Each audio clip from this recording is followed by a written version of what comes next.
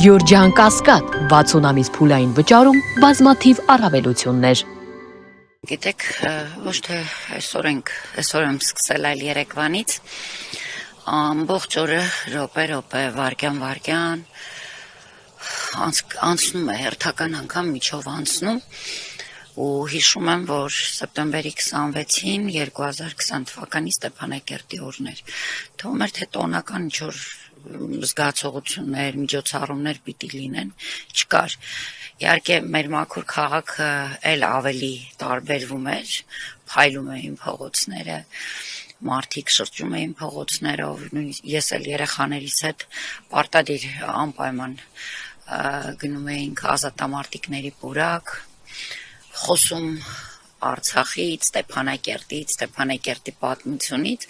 բայց տխրություն կար, թախիծ կար, չգիտեմ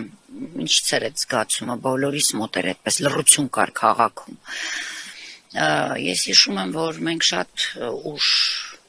համենայն դեպս ես շատ ուշ փորձել եմ քնել, բայց առավոտյան ինչ-որ անհանգիստ զգացողություն արթնացրեց ինձ, 6-ը չկար ժամը առավոտյան, վեր կացա, սիրում էի իմ տան պատշգամբը շատ, հատուկ ես կահավորել էի, որովհետև սիրում էի առավոտյան սուրճը այնտեղ խմել, ու արդեն նստել էի, ուզում էի սուրճ խմել, պայթյունները սկսվեցին, անկեղծ ասած մտածեցի, որ դրանք երևի ինչ-որ հոսանքի էլեկտրալարերի հետ կապված պայթյուններ են, բայց հետո արդեն մյուս պատուհանից նայելիս տեսա ծուխը և հիշում եմ այսօրվա պես ինչ հանգիստ ձայնով երեխաներիս եմ արթնացրել, որ վեր կացեք պատերազմ է։ Այս ժամերին մենք ազգային ժողովում էինք, բնականաբար, մի տեսակ հանգստություն, խաղաղություն կար, չնայած պատերազմ էր սկսվել, ուրախություն, որ վերջի փամփուշտը երևի պիտի կրակենք ու հաստատվի այդ խաղաղությունը։ Գիտեք, այդ ժամանակ ինչքան էլ գիտեինք ովքեր են զավթել իշխանությունը, բայց որևէ կերպ չէինք պատկերացնում, որ նախապես պլանավորած է պարտությունը և արդեն ամսի 29-ին հստակ, սեպտեմբերի 29-ին մենք տեսանք այդ պլանավորած պարտության ընթացքը և ինչ այստեղ շեղում էին մեր հանրությանը, նույն հենց Արցախի համար մարդ տվող զինվորների ծնողներին հաղթելու ենք այդ կեղծ, զզվելի, սուտ փառակապակցությամբ, բառով, այդ պայն արդեն Արցախը հանձնում էին կանգ չառնելով այդ մատաղ սերնդի, չգիտեմ, արյունարբու թշնամու առաջ զոհ տալուց, կանգ չէին առնում և զոհվում էին մեր տղաները, զոհվում էին տասնյակներով, հարյուրներով, ամեն օր, զոհվում էին այն պարագայում, երբ պլանավորել էր իշխանությունը հանձնել, գիտեք, յուրաքանչյուր տարի այս օրը ամոթի այս հեղձուկը, որ գնում էինք եղբայրական Պանթեոն, գալիս հիմա եռաբլուր և այլևս այդ գլուխը բարձր պահելու հնարավորությունը չունենք և խորհուրդ օրվա կապված է միայն այս մեր հերոսների քաջորդիների նահատակված պատգամով, միայն դա է ուղեղումս, ուրիշ ոչ մի բան չկա, որ իրենք չեն զոհվել, որ ես ուրախ զվարթացող կյանքով ապրեմ, կամ լավ ապրեմ, կամ երջանիկ ապրեմ, ոչ, դրանք կեղծ թեզեր են, ովքեր են չեսնում են, իրենք զոհվել են, որ մենք հայրենիք ունենանք, իրենք զոհվել են, որ փոխանցեն հայրենիքը սերունդներին, և այդ մի պատգամը կա հիմա իրենցից, և այս քարերին, որ նայում ենք, նկարներին նայում ենք, ես անընդհատ լսում եմ այդ պատգամը, զգում եմ այդ պատգամը, որ ոչ թե կիսատ չթողեք, այլ ընդհանրապես չթողեք այն գործը, որի համար մենք զոհվել ենք, ու մի պատգամ կա, մի խորհուրդ կա օրվա մեջ, կանգ չառնել ու լինել հայրենատերը, այնպես ինչպես իրենք են եղել, չեն վարանել ոչ մի վայրկյան և շարունակել, ոչ թե իրենք կիսատ չեն թողել, ոչ մի բան կիսատ չեն թողել, այդ մենք ենք կիսատ թողել, որ ապրում ենք ու այսօր հայրենիք չունենք ըստ էության, զրկվել ենք մեր հայրենիքի մի մեծ հատվածից եւ կարծես թե կողքից հետևում ենք ինչպես են մեր հայրենիքի մյուս հատվածը կեղեքում, նույն իշխանությունները, ովքեր առանց աչք թարթելու հանձնեցին։ Այսինքն անելիքը անասելի շատ է եւ օրվա պատգամը միայն դրա մասին է, օրվա խորհուրդը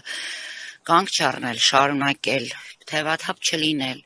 Հա, այս իշխանությունները չունեն կարմիր գծեր եւ տրորելու են ամեն բան ճանապարհին, բայց պետք է կարողանալ կանգնեցնել այդ ընթացքը։ Ամենայն դեպս մենք գոնե առնվազն 5 տարի որևէ վարքյան չենք շեղվել այդ ճանապարհից։ Պետք է մեծ համախմբում, պետք է այդ մեծ համախմբումը հանուն այս տղաների թողած պատգամի, հանուն այն բանի, որ մեր սերունդները հայրենիք ունենան։ Ոչ թե մենք պարտքենք մեր նախնյաց առաջ, չէ։ Մենք պարտքենք մեր սերունդների առաջ։ Մենք պարտավոր ենք հայրենիք փոխանցել մեր սերունդներին այն հայրենիքը, հանուն որի զոհվել են հազարավոր երիտասարդներ, հայրեր, պապիկներ եւ արել են այդ ամենը իրականում, արել են գիտակցված, որովհետեւ այստեղ շատ շատերին հետ ճանապարհ ենք անցել, կյանք ենք անցել, շատ շատերին անձամբ ճանաչում եմ, շատ շատերը իմ աչքի առաջ ուղղակի ծնվել են ու մեծացել, ու հիմա իրենք էստեղ են։ Եվ ես գիտեմ, որ իրենք շատ սիրում էին կյանքը ու շատ էին ուզում ապրել, եւ հետեւաբար իրենք գիտակցաբար հավատացել են, որ իրենք զոհվում են հանուն այն բանի, որ հայրենիքը ապրի։ Եվ ապրողներս իրավունք չունենք ուղղակի ապրել։ Տիկին Հակոբյան, ինչպես նաև դուք նշեցիք, դավադիր պարտություն պլանավորելուց հետո, այդ սև ծրագիրն իրականացնելուց հետո օրվա իշխանությունը հիմա էլ օր ու գիշեր թմկահարում է, թե Արցախի էջը փակված է, Ղարաբաղյան շարժում այլևս Հայաստանի Հանրապետության տարածքում չի լինի, նույնիսկ այդ նախաձեռնությունը փորձում են օրենսդրական դաշտ բերել, ինչ ձևով կաշկանդել հայրենասեր քաղաքացիների ընդդիմանալ պայքարը, սա օրվա իշխանության, այսպես ասած, այս քաղաքականությունը կարող է արդյոք կաշկանդել Արցախցուն։ Գիտեք, ոչ մի վարչապետ, ոչ մի քաղաքական ուժ, ընդհանրապես որևէ մեկը չի կարող փակել Արցախի էջը։ Առավել եւս այս մարդիկ, ովքեր չգիտեն էլ հայրենիքը ինչ է, եւ գիտեք իրենք չէ, որ Արցախի էջը բացել են, եւ իրենք չէ, որ փակելու են։ Ես էլ չեմ եղել այդ բացողը էստեղ են, հազարավորներով էստեղ են, հայրենիք նվիրողները հազարավորներով, հազարներով էստեղ են, իրենք են բացել, իրենք չեն փակել Արցախի էջը, հետեւաբար որևէ մեկ էստեղ ողջ քայլող, շնչող, առավել եւս այդ խումբը իրեն իշխանություն հորջորջած չի կարող փակել։ Ես չեմ ընդունում, որ դա միայն Արցախցու կամքն է կամ իրենք պիտի Արցախցուն կոտրեն, որ կարողանան փակել։ Եկեք երբևէ չմոռանանք եւ միշտ խոսենք, որ 90-ականներին հայրենիքը հայը ազատագրեց, հայը Հայաստանի մեր հազարավոր հայրենակիցները, Սփյուռքից մեր հայրենակիցները եւ Արցախի մեր հայրենակիցները եւ ըստ էության հայը։ Եվ հետեւաբար հայը չի տվել թույլտվություն որևէ մեկին եւ չեն կարող փակել ոչ մի էջ։ Գիտեք, սա այս կեղծ թեզերը, որով իրենք փորձում են մեզ տրամադրել, համոզել, որ չկա Արցախ, որ Արցախի էջը փակված է, դա իրենց անձնական սեփական նկատառումներն են։ Դրանք ոչ մի կապ չունեն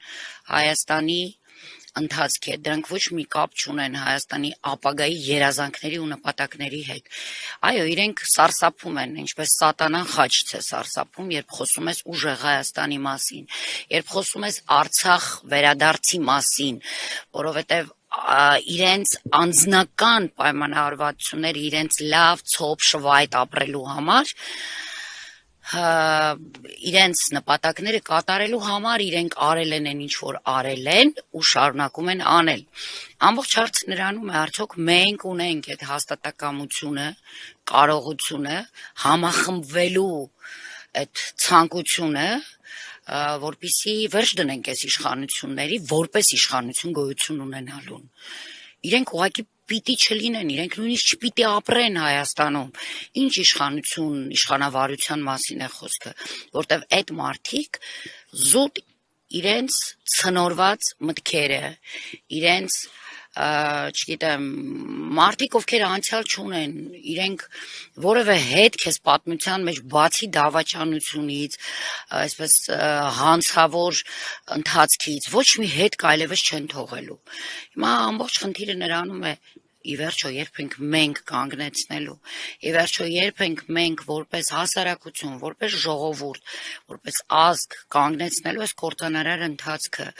բայց միևնույն է որևէ բան չի կարող հավերժ լինել, չարը առավել եւս։